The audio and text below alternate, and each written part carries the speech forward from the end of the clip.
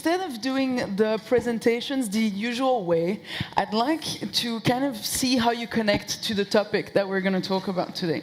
So I'd like to start with Saro. Can you explain to us what is your connection to NFT and who you are in connections to this topic today? How do you work with NFTs? Yeah, sure. So I'm Saro McKenna. It's great to be here with all of you. I'm the co-founder of AlienWorlds, which is the largest NFT metaverse by users in the world. You can see that data on DApp Radar, looking by plays or transactions, and also by users across 7 days and 30 days. So in our metaverse, users use NFTs to proof of work mine the fungible token, Trillium, and also in future to engage in other battling activities and quests and so on. We're the only blockchain game or metaverse that's constructed on 3 chains. So we're on Ethereum, the Binance Smart Chain, and Wax. And we'll be extending the metaverse out into other chains and other gaming applications in time. Thank you very much, Saro. So on your side, we have then the point of view of the builder of DAOs of this metaverse. Thank you very much. Paula? Hi, my name is Paula Pettit, and I'm the Chief Commercial Officer at LinumLabs. LinumLabs is a blockchain product development house, so we build custom blockchain solutions for our clients, typically on Ethereum and EVM-compatible chains. We do quite a few, an array of developments, so DAOs, tokens, NFTs, but this year has been just the year of the NFT. So I see a lot of, and I talk to a lot of our incoming clients, and I'd say about 70% of our work this year has been NFT related. So NFT marketplaces, credentials on NFTs. So I'd say about 70% of our work in a variety of NFT areas has been NFT based this year. Would you say also that you have clients who are kind of like AlienWorlds, who are building this? Yeah, so we work with a couple gaming clients. Primarily, we've worked with quite a few NFT marketplaces. So we did consult and help Dolce & Gabbana launch their NFT a couple months ago, but a couple other just marketplaces for each niche industry. So art for the music world, art for YouTubers. It's an endless request stream. So that has been what we talk about nearly every day. So Saro, you have more this vision of being, in it, of developing it, and you have more of an helicopter vision, seeing a lot of different projects who do that type of thing. Yes. Thank you. So we have Andreas. You also have a helicopter vision, right? How do you work with NFT as a law firm? Yeah, hi everybody, I'm Andreas. I'm from MME, a law firm here in Switzerland. I'm heading our fintech DLT team. I'm pretty much doing the same thing you are, but only related to a legal and regulatory and tax perspective. So we covered a small part of the helicopter vision. We've been dealing with NFT projects actually probably before the term NFT was known, and they were called differently, just digital assets, but that's at the end of the day what it is. And so we advise secondary marketplaces.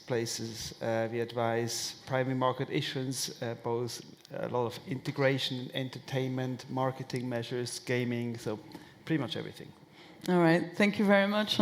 And no one or number one, I don't know how I should call you. That's the paradox of the name and also of the let's say the collective time we are living to answer the ecological threat or world we are living in. Interesting. And and my painting is about those mountains and the city, the encounter, and I'm interested in the paradox of NFT.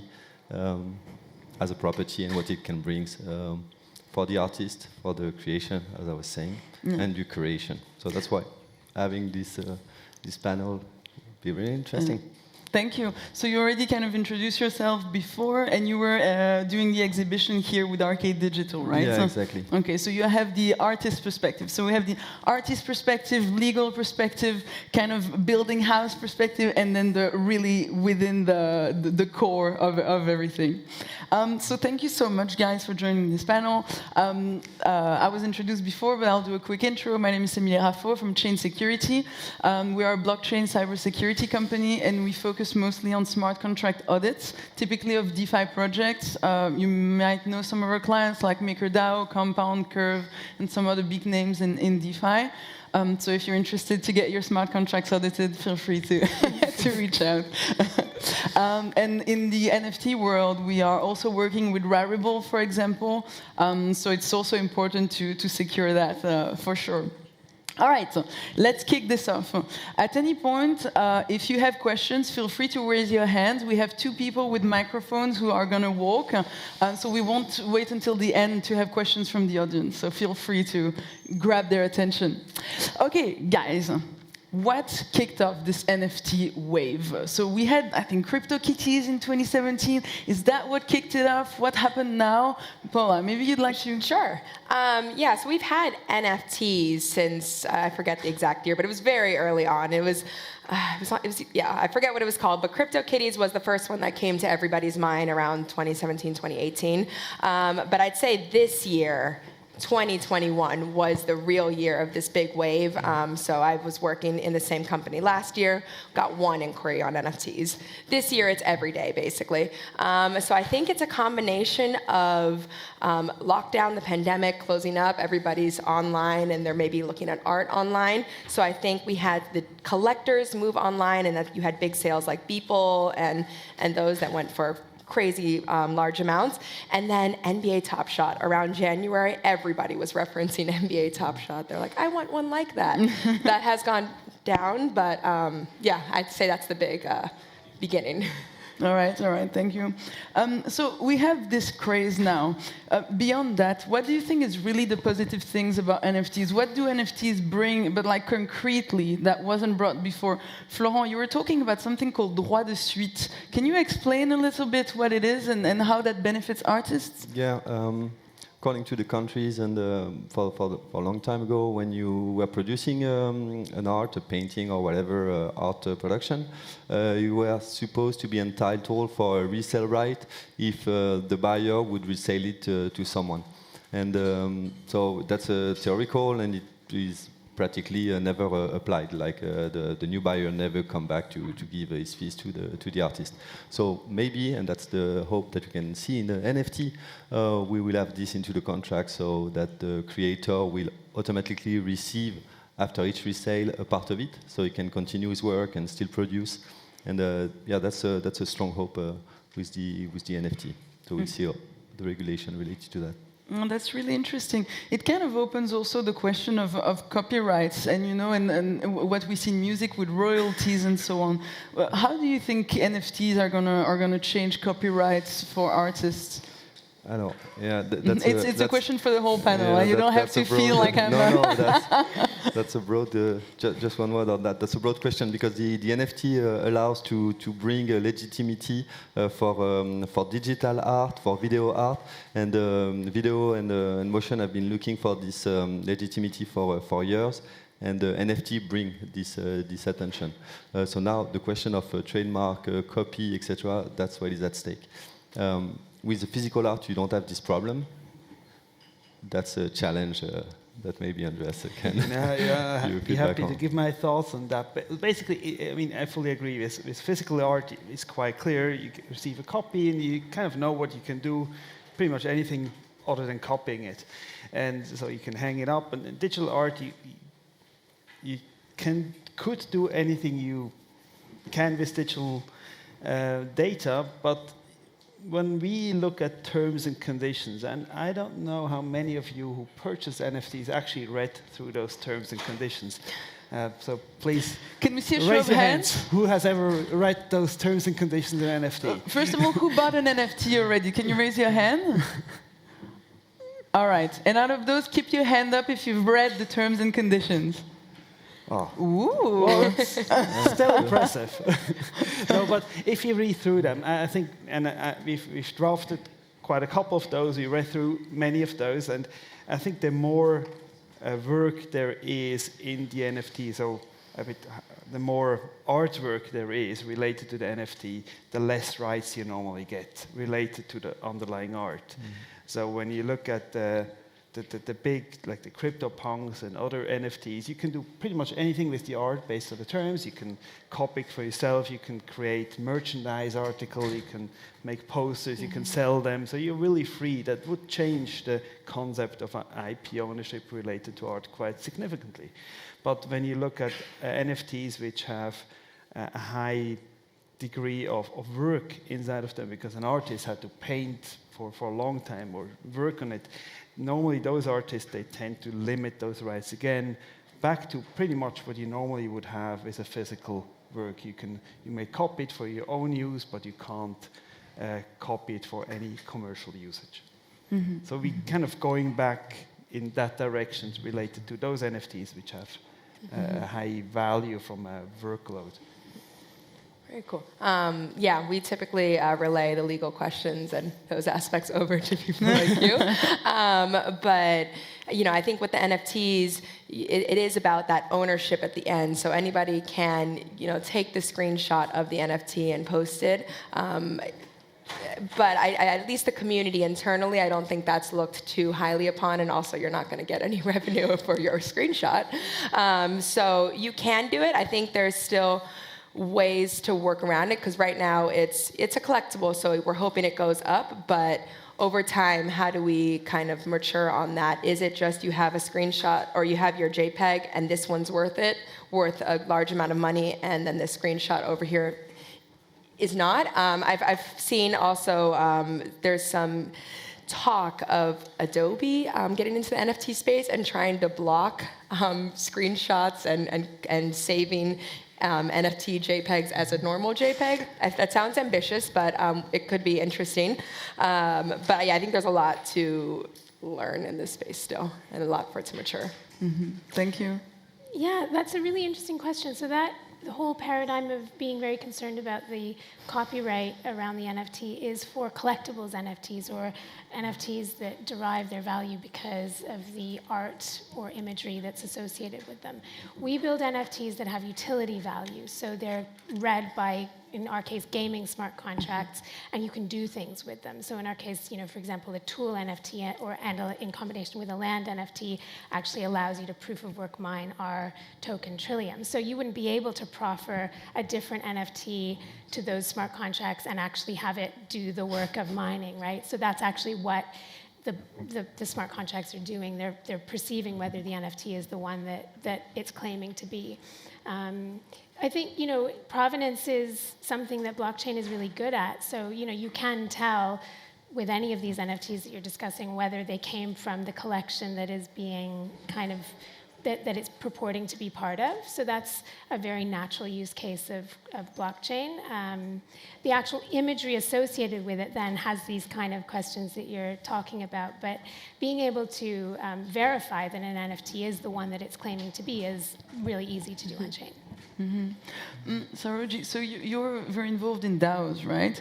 And you said that you could use NFT to kind of create more functionalities to DAO, to reward the people in the DAO. Can you tell us a bit about that?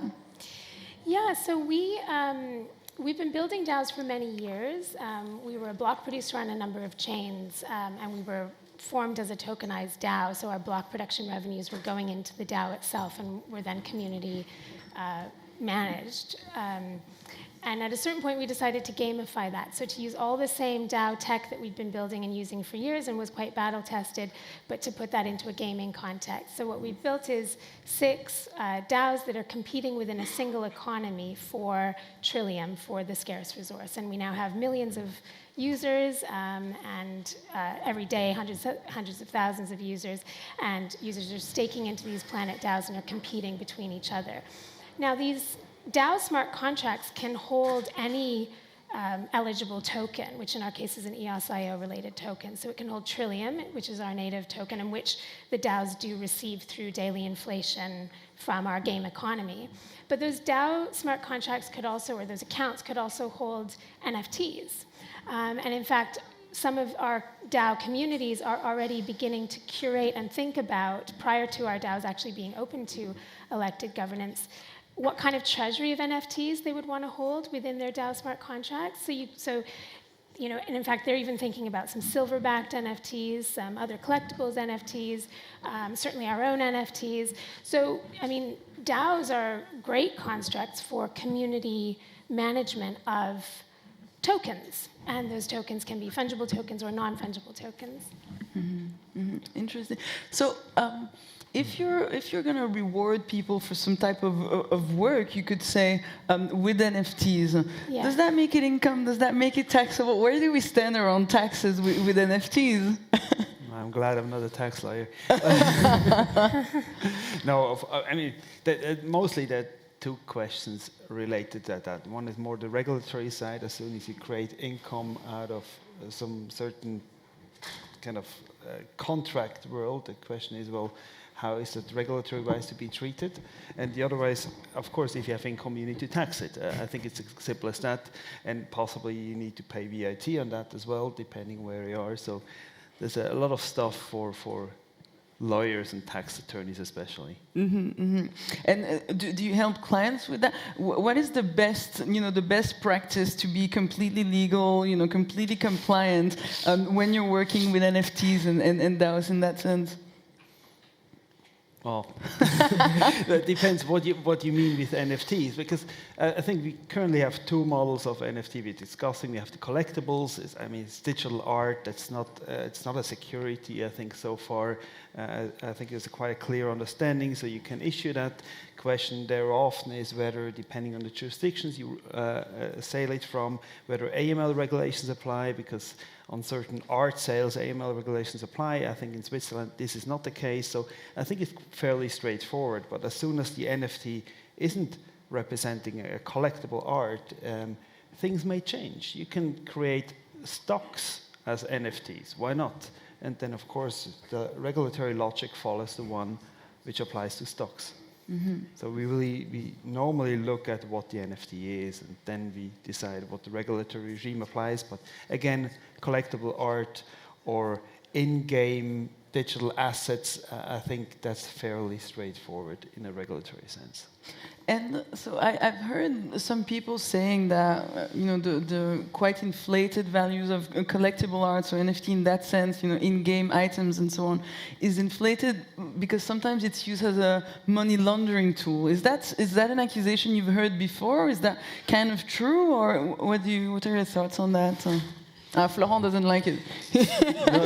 No. He doesn't like this. No, I think this is just the same parallel effect that there is in the art market. So, the question is valuable. I think that's all economy, all trade, the anonymity that you can have with the NFT, that is added value, but you can use it on different ways.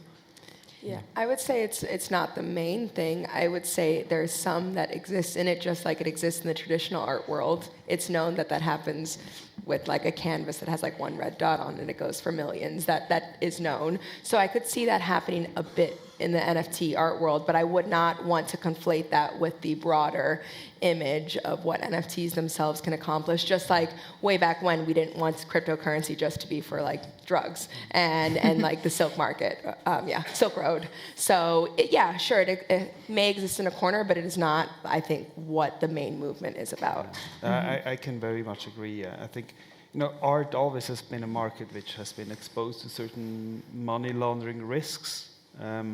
But that's also because there are a lot of cash transactions involved in the ordinary art market. I think with NFTs, we don't have cash transactions, obviously. We have blockchain-based transactions, and we can review those transactions much better than in any cash case. So actually, the money laundering risks should be reduced per se. Well, I'm certain there are some illicit sources of income which then flow into NFTs, but I think that it's not one of the key risks there. I don't see that. The other thing I guess to say is that the system is still figuring out how to ascribe value because it's so new, and that happens in any really new system. Is that people are trying to figure out what has longevity, what value are other people ascribing to these items. So I think over time, as the system matures, we'll see more regular pricing. And so typically, I mean, if you look at some platforms, where NFTs are traded, I'm gonna name names, but some platforms, and you see people who are basically trading NFTs with themselves or with their friends to kind of inflate the value and then being able to sell. So for the people in the room or for people who are considering maybe to buy NFTs, how can they prevent, falling prey to that type of, I wouldn't say scam, but of, market manipulation? How do you assess the fair market value of an NFT? The value of anything is what you would like to pay for it, right? So, for our utility NFTs, you might consider why you would want to own that NFT. What will it help you to do in our game, for example, or in future gaming applications? For collectibles NFTs, it's whether you really like that thing, you perhaps are part of the community, you know the other participants in the community. Anytime you walk in blind into a new situation, you're probably going to be quite vulnerable to being taken advantage of. So I think but I will say that, crypto communities and blockchain communities are great places to get to know other people. I mean, this is the social dimension of blockchain. And so get in there, get to know people, get in the Telegram, get in the Discord, and through that, you'll start to become a little bit more aware and a little bit more savvy of, the different collections and what's going on. I mean, you can keep washing your NFT and get your friends to bid on it. And maybe that specific NFT can go up, just like, sometimes exchanges will wash their volume to make their exchange go up. But I think those things don't play out over the long run. I think they're small things. At the end of the day, which exchanges are the best exchanges. And I think over time, you will also know. So maybe I could have my friends bid up my personal NFT in this larger collection. But if that collection as a whole isn't going up, or if it just doesn't make sense that mine is that high, sure, you may get a hit here and there from perhaps a new person in the space. But all of these typically come with other NFTs in that same collection, so you can kind of see a range that they typically exist in. So it could work, but I don't think it's the main one. Okay, so benchmarking would be an idea of a way to see if the prices are reasonable. Yeah, like each of these collections seems to have kind of a range. So, the floor on CryptoPunks now is like 400K. So if I see a CryptoPunk for 400K, that's probably right. However, if I see a brand new collection of, a new artist, and all of the other ones are going for 1 ETH, and I've had my friends bid up mine to look like 400K, I mean, probably that won't go. So, the blockchain also is so good in that it's transparent, and you can see reputation. So I can see, all the sales that have come from this collection and what they've gone for across the board, and the reputation of that artist based on, how long they've been there. So if you want to dive into it, all the information is there on the blockchain. So. Okay. Yeah. No, maybe to say that it's always back to the question of what do you want to own something for, and then after through the NFTs, through what you buy, do you want to be part of a community? Is it to trade and maybe to gain value? Is it to have it for you? Is it self-esteem? Is it to encourage the artist to produce more? I think the whole question and how you can benchmark the different value and investment are in fact this simple question of what do you want to own that for? What will be the use of it? Yeah, I mean, thank you. I really liked, what you said before, that it's kind of the same as regular art, right? It's the same as well. I mean, there are, artists who have this huge market value. Some people don't really know why. Some new people enter, think they're making a bargain. So yeah, it's typically the same patterns that we see happening. Going away from that, so Paula, you were saying that there were other functions to NFTs than collectibles, other usage. Could you tell us which? Yeah, so obviously collectibles has taken the main stage right now. They're going for huge amounts of money. Everybody who's kind of not maybe in the space or maybe is in the space but doesn't deal with NFTs regularly, as you mentioned, they know it as art. But there is so much more than just art and collectibles. I mean, of course, art with utility, such as the ones in the games, which I think is very cool. But you also have, you can do credentials on them. So we've done a project in South Africa where we partnered with their government to basically create create credentials for their degrees and different education aspects that they do there, because they have a fraudulent degree kind of issue there. So it was a pilot program to help these education institutions have their certificates and degrees as NFTs on the blockchain. On which blockchain was that? What? On which blockchain was that? We just did it on an Ethereum sidechain, so we did it on the POA network. Oh, okay. But then there's other aspects. I do imagine one day tickets could very easily be on the blockchain, so you can make sure that they're not scam tickets when you buy them for like a concert or something. You could also have, there's talk of real estate being NFTs eventually, so you have, your deeds and your ownership of the house as an NFT one day. There's still a lot to go there. And then, we've also done some things with some luxury brands and some big companies that want to help prove that their items aren't counterfeit. So they would have like an NFT that is attributed to their luxury item, so it couldn't get sold. The real world item, so it couldn't get sold, or so you can have a certificate that shows that it's true. So there is many ways that this can continue to evolve supply chain as well. I think this is just kind of the very beginning, and I think it's good that everybody's very interested in it now, but I think we're going to see a lot of maturity over the next year or two. And how then do we connect the digital world with the physical world? Because it's kind of, easy to say, oh, well, this NFT represents, your house or your degree or no. How do you create this connection between the two? I want to pass it to him for that. Yeah, actually, I'm looking at you because you were talking, but this is always open to the panel. Whoever wants to. No, but at the end of the day, it's a question of a contractual relationship and underlying civil law norms.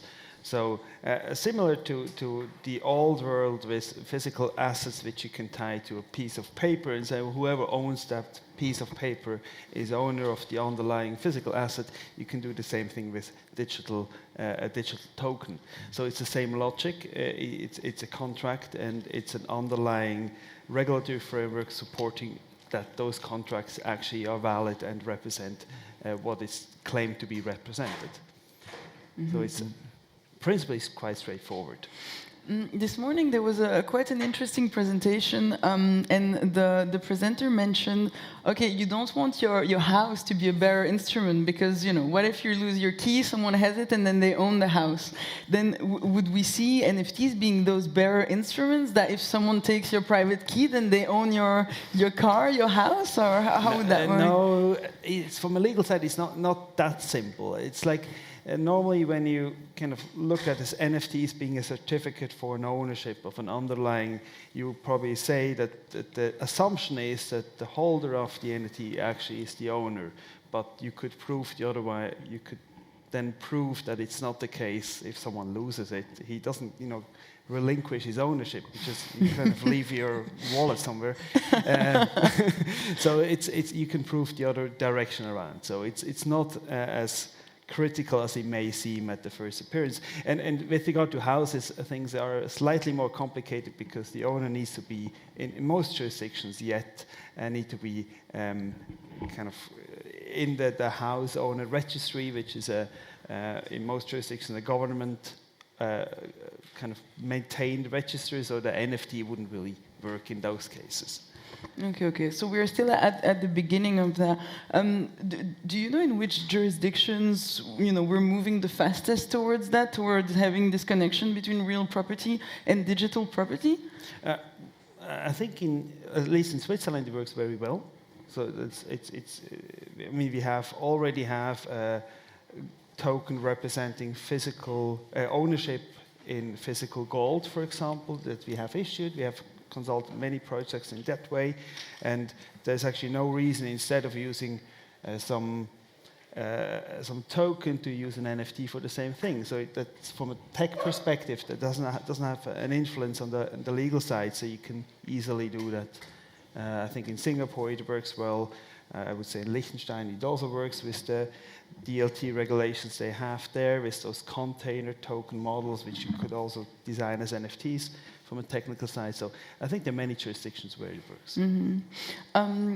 While we were talking about legal questions, I had another thing I wanted to ask. So, and then I stopped picking on you. So recently, I heard that Switzerland forbid access to the CryptoKitties website and another website because it was gambling or something. Can you tell us a bit about this decision and what it means? Yeah. Well, yes. Very unfortunate. Thank you for the question. No, but basically how Swiss gambling law now works, that you can get a license for online gambling. If you don't have a license, the authorities can block access to your services by requesting the internet access provider from blocking you, like the domain blocking. And that normally happens for foreign online gambling operators, that they're being put on those blacklists, they're being updated every 3 months or so, and then transferred to the internet access provider, which execute this request from the GESPA, that's the Swiss gambling authorities for lotteries and betting. And what happened actually, indeed, in October, that CryptoKitties were put on the list. I think it was not about, there's no reasoned decision. They just do it randomly, the internal decision, then you can fight it and you can go to court if you would like to. My understanding is they put it on that not because of the NFT part, but because when you look at the terms of the CryptoKitties, they declare themselves as a game which you play. And obviously you need to purchase CryptoKitties to participate. You could have a benefit either by breeding new CryptoKitties, as far as I know, or by selling those. And so probably the authorities, they were quite fast in just saying, well, it's a game, it's money involved, so it should be regulated, so let's block that. I think most likely, if you look at it closer, it's probably a wrong decision. I think it's not a game as a lottery or a betting game. It may be a game which involves money, but it's not a game which would be regulated under Swiss law.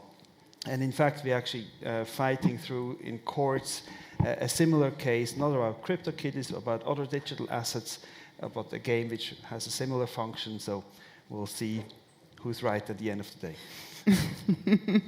All right, thank you. We don't have that much time left. There were 2 questions I really wanted to ask before we start. So I don't know if we have some wannabe artists in the audience. Would you have some really practical, short tips if someone wants to mint an NFT to try to value their art and sell it? Do you have some recommendations as to how can people start doing that today? Create. So is there? I mean, how did you go about it? I mean, did you go on a? I went as I was working with Chris from Arcade Digital, and we had this concept of linking painting with motion, but also with an option for a project that I'm working on for the next 2 years. That is to create from a painting a full immersive environment in 3D, and on that base we were thinking, hey, it can be interesting to do the exercise of meeting those parts, to propose an NFT, so that when someone buy it, he has the painting, the motion, and he has this option to receive this immersive environment within 2 years. And so we work on that and wanted also to offer the possibility, and that's what is coming, that the owner of this token can then resell part of it. So then he can also entertain and join community. So that's how it started, really to build a token that has a meaning in sense of curation and supporting the development. That was really the original idea, and now exploring with minting different piece, motion only, physical piece only, different variation and things like this. So for you, the right path would be to partner with a company that knows how to accompany you in that journey. I don't think there is a right path. I think there are some experience and some interaction to see where it goes, what it brings. And back to my initial purpose, it's how this will support creativity and what we put behind the property. So what value we bring to the world through this economy and NFT sharings. Thank you. That's my Yeah, I'd love to add. So in our metaverse, because of our open blockchain construction, so all of our gaming logic is on chain, one of the implications of this is that lots of other people, companies, groups, communities, artists, can interact with gaming smart contracts or can read our mining patterns and can get involved directly. Now, there is a little bit of technical skill that's needed, so there are some barriers to entry to that, but it is all open and on-chain. And so one of the things that's happened is there's been a proliferation of decentralized, community-based, grassroots creativity, and also commercial activity, actually. So there are companies that have a division that is entirely focused on servicing the AlienWorlds metaverse. And they will, for example, if you go to one of these companies, they will, and you give them a list of the accounts or the lands, for example, that you'd like to incentivize mining on, they will organize an airdrop of NFTs as an extra incentive for mining on those lands, and lands are NFTs in our metaverse. And artists, in fact, are getting involved in that. So we have a program that we're sort of facilitating called the Metaversal Art Space, where we're partnering with artists who are offering some of their art. They get the first mints. We distribute the rest of the series as part of mining rewards within our mining game. But actually, it doesn't need to involve us. So you could just circumvent kind of us as the game founders and do this directly with one of the other participants in the metaverse who's able to sort of do the technical minting of the NFTs and also the distribution of the NFTs. Because in our case, NFTs are not so much for sale, although they do have, I mean, they are sold on the secondary markets and they achieve pretty good values on the secondary markets, but in the first instance, the way that NFTs are distributed into our metaverse is as gaming rewards, and so it's a great platform for artists to get this massive audience of millions of users. Is for them to create an AlienWorlds series, get someone to help them to do the minting and the distribution, and then suddenly they've got this massive audience of people who've received as mining rewards their NFT. I think so. It's really great to think outside of this kind of idea of like creating NFTs for sale, because NFTs can also just be a way to reach an audience, especially within an application in which NFTs are used, like gaming applications are perfect for that. Thank you. All right, then the last questions, and then I let you go, because I start seeing that you guys are getting a bit antsy for maybe to go to the to the other. On which blockchain are we going to see most NFTs? I think maybe this is the most important question. Is it going to be on Ethereum? Is it going to be multi-chain? How do you see that a few years down the road? Yeah, that is a big question, and a question a lot of our clients ask. Obviously, Ethereum still has the biggest community, so when our clients want to, impact as many people as possible and really get that community engagement, they go for Ethereum, but the gas fees are not to be ignored. So we have found that our clients that have higher ticket items go for Ethereum, because then $40 to $100 of gas is okay if you're paying a couple thousand. Mm-hmm. But then our clients that are doing NFTs for couple $100 as their range, they typically have been going to side chains. So we've seen Polygon do a lot of work towards NFTs and sponsoring NFT marketplaces and sponsoring things in the NFT ecosystem. There's other side chains. We see Immutable X coming up. Solana is a strong one right now. It is still very much up in the air. Ethereum, if it doesn't figure out its gas prices, I could see that not winning. I mean, not only in the NFT space, just in general. But it is a big pro-con thing that everybody goes through that we have seen.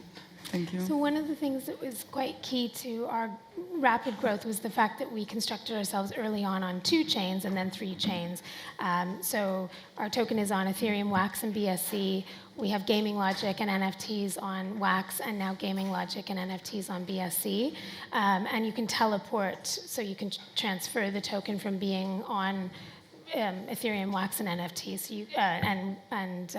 BSC. So you can. There's interoperability built in that we had to build from the ground up, and that was actually building that interoperability and those technical bridges is pretty significant, because it means that for starters you can reach a larger audience. So of course there's a larger audience on Ethereum right now.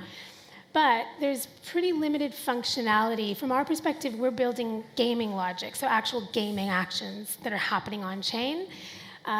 We find that Wax is a really great chain to do that with. It runs EOS.io, which is a smart contract language, and you can, so the NFTs on Wax actually have attributes within the NFT itself that aren't referencing an IPFS hash, right? So they're actually there, and when the smart contracts perceive that NFT, they understand the attributes, right? So like attack or defensive attributes, or for mining, like time between mines, the NFT luck, so the chance of getting an NFT when you mine, or the power for Trillium mining. That's all encoded in the NFT itself. And one of the interesting things about that actually is that any smart contracts can be created that perceive those attributes, not just ours, right? So we, as the game founders, created those NFTs in the first place, and also created the gaming logic that would kind of naturally plug into them. But all they really are NFTs with attributes, right? That anybody else can create smart contracts and say, okay, I see that it has an attribute of 7 in this signifier and an attribute of a G in that letter. And then they can build business logic or gaming logic or any logic that uses those attributes. It's worth considering, the utility of the NFTs, and then which chain supports smart contract language that will support that, and then considering community and where the users are. And what that led us to the conclusion of was that we needed to be on as many chains as we could, but for them to be able to speak to each other and be interoperable. And one of the things that's really interesting is that we can see through our user numbers and how users are teleporting the token between the chains where activity is. So just this week, we announced the opening of our gaming logic on the Binance Smart Chain. It's called Missions. And instantly, we began to see a huge amount of activity on that chain, and BSC also started to notice that. But also, we saw that people were teleporting Trillium to BSC, right? And because it needed to be there. So they were earning it on Wax in our mining game, teleporting it to BSC to then use in the missions game on BSC. So it's really great. You can see user activity. You can see why users are wanting to transport their tokens to different places. NFT bridges are not yet available between the different chains, but they're very close to being available in the same way as our fungible token bridge is available. And it doesn't stop there. I mean, there's lots of other non-blockchain games that are still quite decentralized, like Minecraft, for example, where when you can credentialize a user as having an identity on your native blockchain, in our case Wax, and also having an identity in that gaming environment like Minecraft, for example, then you can actually have them performing an action in Minecraft and earning Trillium, and we have now built that bridge as well. So yeah, an open blockchain construction is super, super powerful for building traction, users, functionality, longevity, that outlives just a sort of aesthetic value, and also in creating a kind of legacy value, right? So as I mentioned, we create NFTs that have certain attributes, but those attributes then live on, just like, I might buy a shovel at the store, and that shovel, for me, could be something that I built, that I dig a hole with, but for someone else might be a tool that they use in another way. That's what an NFT is when it has attributes. It's just something that can be read by smart contracts in lots of ways in future, and that builds some legacy and some longevity in. So consider that when you're considering your chain construction. Okay. So if some developers are in the room, they don't know what they're going to do next, so maybe building NFT bridges is a good business idea for you guys. Please. Yeah. So we don't have that much time left. Any comment on which chains we're going to see, or do you agree with the multi-chain future? Multi-chain future? Absolutely, yes. All right. Thank you very much, guys, for participating, for your attention. Thank you. Thank you. Thank you. Thank you.